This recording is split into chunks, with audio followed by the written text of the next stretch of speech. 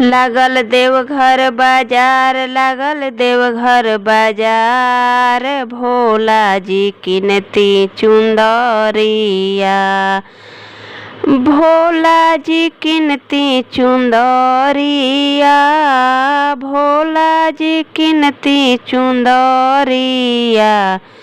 लागल देवघर बाजार, लागल देवघर बाजार, भोला जी किनती चुंदरिया।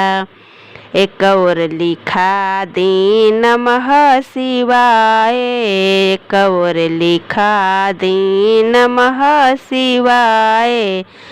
अरे बिचवा में काशी नगरिया, अरे बिचवा में काशी नगरिया।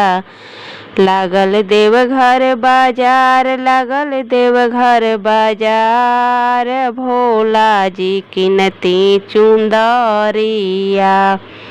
एक और लिखाई हर हर महादेव, एक और लिखा दी हर हर महादेव। अरे बिचवा में सोमनाथ नगरिया, अरे बिचवा में सोमनाथ नगरिया। लागल देवघर बाजार, लागल देवघर बाजार, भोला जी किनती चुंदरिया।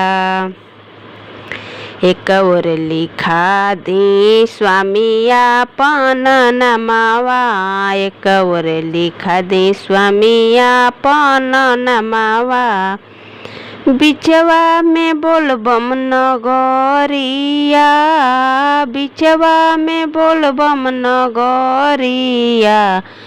लागल देवघर बाजार, लागल देवघर बाजार, भोला जी किनती चुंदरिया। लागल देवघर बाजार, लागल देवघर बाजार, भोला जी किनती चुंदरिया। अगर मेरा गीत पसंद आता है तो लाइक, सब्सक्राइब और शेयर और कमेंट ज़रूर कीजिएगा।